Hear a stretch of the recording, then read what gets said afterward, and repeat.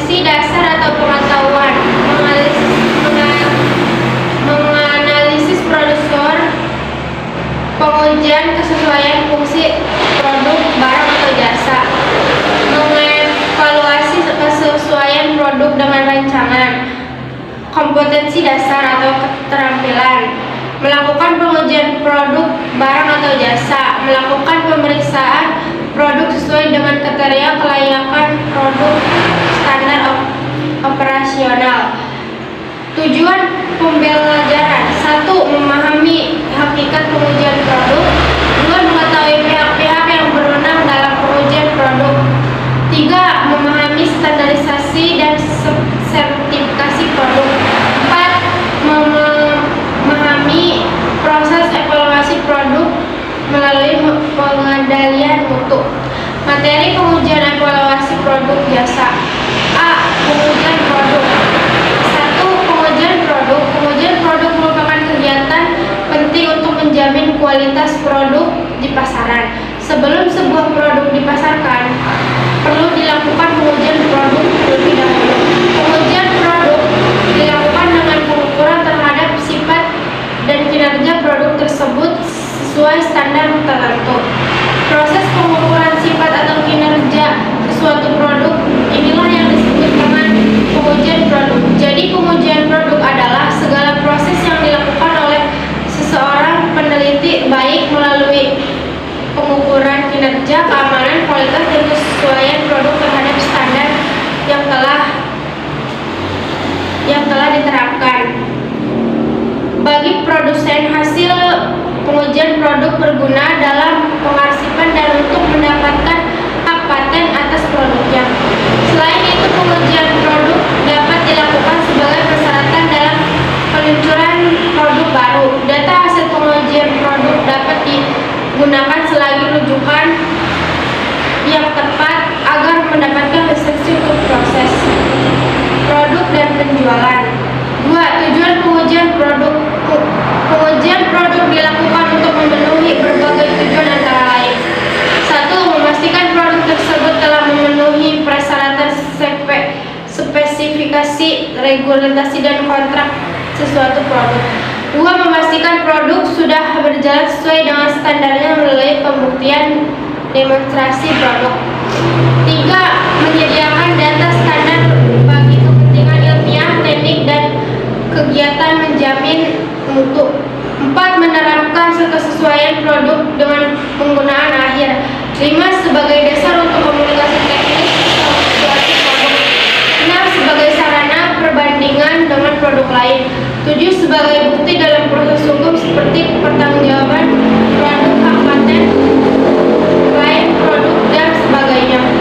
8. Membantu memecahkan masalah yang terkait dengan kendala produk.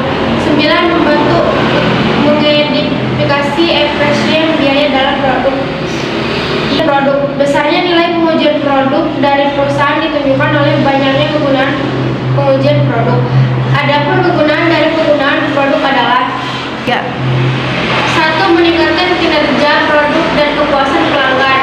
2. Produk akan lebih unggul dibandingkan dengan produk pesaing. 3. Dapat mengukur kadaluarsa pada kualitas produk dalam penyimpanan. 4. Memberikan pedoman yang tepat terkait masalah harga, nama, merek, kualitas, kemasan produk. 5. Dapat memantau kualitas produk dari berbagai pabrik dari tahun ke tahun dan dari jalur distribusinya. 6. Memberikan gambaran daya penerima konsumen terhadap produk tersebut. 4. Pihak yang berperan dalam pengujian produk. Bahwa pengujian produk terkait erat dengan aspek keamanan dan kenyamanan konsumen dalam pemakaian produk. Aspek keamanan produk sendiri tidak hanya melibatkan kepentingan konsumen itu sendiri, tapi juga melibatkan pemerintah yang melindungi konsumen. Adapun pihak yang berperan dalam pengujian produk sebagai berikut. A. Pemerintah. Peran pemerintah di sini yaitu dengan mengeluarkan undang-undang yang mewajibkan produsen menjelaskan kegunaan produk dan menjamin keamanan produk. Pemerintah terus mengadakan peningkatan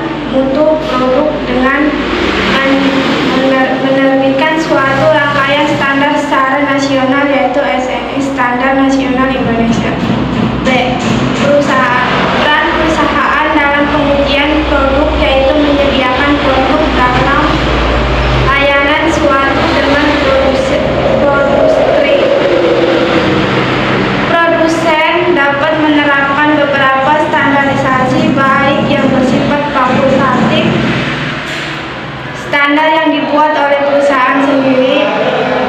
Adapun standar wajib, standar produk ditentukan melalui peralatan pemerintah. C. Organisasi konsumen. Peran organisasi konsumen yaitu sebagai perwakilan kepentingan konsumen kepada produsen dan pemerintah. Ketika pemerintah dan produsen tidak menetapkan standar kualitas suatu produk, maka organisasi konsumen beranggapan bahwa kualitas merupakan hal terpenting bagi konsumen. 5. Persyaratan pengujian produk. Ada beberapa persyaratan yang harus dipenuhi agar pengujian produk benar-benar akurat dan dapat diterapkan sebagai berikut. 1. Produk yang disiapkan harus sama, baik kemasan dan pengkodean. 2. Kuesioner yang diajukan harus sama. 3. Rencana sampling yang sama.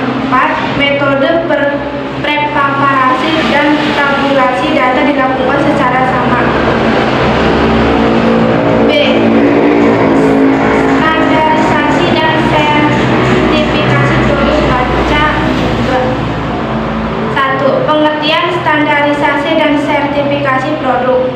Istilah dari standarisasi berasal dari kata standar yang memiliki arti satuan ukuran dan dapat digunakan sebagai dasar pembanding kualitas,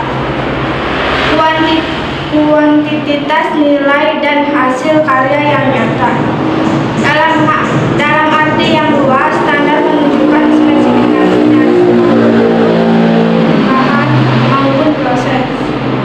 Standarisasi diimplementasikan pada saat sebuah perusahaan menghasilkan dan mengeluarkan sebuah produk ke pasaran. 2. Badan mengatur standarisasi produk nasional. Untuk menerapkan standar pengujian produk tentu harus ada pakem yang bisa diuji secara universal dan harus membawa manfaat secara teknologi, ekonomi, dan sosial. Badan Standarisasi Nasional memiliki fungsi sebagai berikut. Fungsi yang pertama, pengkajian dan penyusunan kebijakan nasional di bidang standarisasi nasional. Yang kedua, koordinasi kegiatan fungsi nasional dalam pelaksanaan tugas BSN. Yang ketiga, fasilitas dan pembinaan terhadap kegiatan instansi pemerintah di bidang standarisasi nasional. Yang keempat, penyelenggaraan pembinaan kerjasama dengan negeri dan nasional di bidang standarisasi. Yang kelima, penyelenggaraan pembinaan dan pelayanan administrasium di bidang perencanaan umum, ketatarusahaan, organisasi dan tata laksana, kepegawaian, keuangan, kearsipan, hukum, persandian, perlengkapan, dan rumah tangga. C. Evaluasi dan pengendalian kualitas produk. Pengendalian. 1. Pengertian evaluasi produk. Sebuah perusahaan yang mengolah bahan mentah menjadi bahan jadi tentu harus melakukan evaluasi terhadap produknya sebelum diluncurkan ke pasaran. Evaluasi produk adalah evaluasi yang diarahkan untuk melihat hasil program yang akan dicapai sebagai dasar untuk menentukan keputusan akhir, diperbaiki, dimodifikasi, ditingkatkan, atau dihentikan. 2. Penentuan kualitas produk lain dan pengendalian mutu produk. Adapun standar dari kualitas suatu produk ditetapkan dengan mempertimbangkan hal-hal sebagai berikut. A. Kualitas produk pesaing. Minimal perusahaan menghasilkan produk dengan kualitas yang sama dengan persaingan sedapat mungkin lebih baik dari produk pesaing. B. Manfaat akhir dari produk. Apakah produk tersebut sebagai produk akhir atau produk perantara untuk diproduksikan lebih lanjut? C. Keseimbangan antara harga dan kualitas. Perusahaan harus menyesuaikan harga jual dengan kualitas produk. Konsumen tidak akan segera membeli dengan harga tinggi bila kualitas dari produk yang dibelinya memang terjamin atau berkualitas jual. Pengendalian mutu terhadap produk tertentu yaitu sangat diperlukan. Pengendalian mutu atau quality control adalah proses penilaian dan pengawasan kualitas atas hal-hal sebagai bagian dari manajemen kualitas yang berfokus pada pemenuhan standar kualitas atau produk. 3. Pendekatan pengendalian kualitas produk. Pengendalian kualitas bertujuan untuk mencegah terjadinya penyimpangan baik bahan, tenaga, waktu maupun kualitas barang, jadi serta untuk memperbaiki kesalahan-kesalahan yang pernah terjadi sebelumnya pada saat maupun setelah proses produksi. Pengendalian kualitas umumnya dilakukan dengan menggunakan 3 pendekatan yaitu sebagai berikut. A. Pendekatan masukan. Kualitas suatu produk akhir sangat ditentukan oleh kualitas masukan atau input produksi, baik bahan baku atau pendukung, tenaga kerja maupun peralatan produksi yang digunakan. Pengendalian kualitas berdasarkan pendekatan masukan adalah pengendalian dengan cara menetapkan standar yang sangat ketat terhadap yang digunakan diseleksi secara ketat serta fasilitas atau perlengkapan produksi dipilih secara cermat. B. Pendekatan proses. Pendekatan ini dilakukan melalui pengendalian yang ketat terhadap standar proses produksi yang dijalankan. Sebelum melakukan proses produksi, setiap pekerjaan terlebih dahulu diberikan pedoman pelaksanaan proses produksi yang harus mereka pahami dengan baik sehingga mereka bekerja sesuai pedoman. Di samping itu, setiap pekerja harus berusaha untuk meminimalisasi penyimpangan dan setiap kerusakan peralatan segera diperbaiki. C. Pendekatan keluaran. Pendekatan ini dilakukan dengan melihat kesesuaian produk akhir dengan pesanan atau standar yang telah ditetapkan, yaitu dengan melihat dan memeriksa sampel produk. Di samping itu, pengendalian dengan pendekatan ini juga dilakukan terhadap fasilitas penyimpangan produk akhir. Setiap produk akhir atau keluara akan diperiksa untuk melihat kesesuaiannya dengan standar yang telah ditetapkan sebelumnya, yaitu yang disebut dengan sampel produk. Manfaat pengendalian kualitas.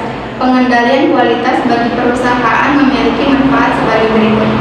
1. Tercapainya efisiensi dikarenakan tidak ada pemborosan bahan baku atau pendukung waktu dan tenaga kerja. 2.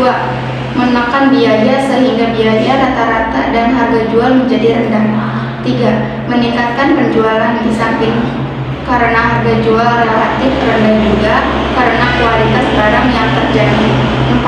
Manfaat bagi konsumen adalah konsumen merasa puas karena memperoleh barang atau produk yang berkualitas dengan harga yang bersaing. 5. Langkah melakukan evaluasi kualitas produk. Berikut ini beberapa langkah yang bisa diambil perusahaan dalam melakukan evaluasi produk, antara lain. 1. Evaluasi pada kualitas dengan melakukan pengendalian mutu atau produk, yaitu quality control, mencari cacat produk dan segera melakukan pengendalian kualitas produk dilakukan yaitu dengan cara mengidentifikasi kerusakan produk, mencari penyebab kerusakan dan usaha untuk melakukan perbaikan. Perusahaan perlu menentukan standar kerusakan produk maksimal 2%. Evaluasi terhadap persepsi karyawan. Mengevaluasi persepsi karyawan dan para manajer terhadap kualitas, juga mengevaluasi tingkat komitmen para karyawan dan manajer terhadap kualitas. 3. Evaluasi tingkat kerusakan produk. Evaluasi ini dilakukan untuk mencari penyebab terjadinya kerusakan, seperti kualitas bahan yang digunakan tidak tidak sesuai dengan standar, keteledoran karyawan yang disebabkan kurangnya pengawasan atau mesin yang sudah tidak layak pakai.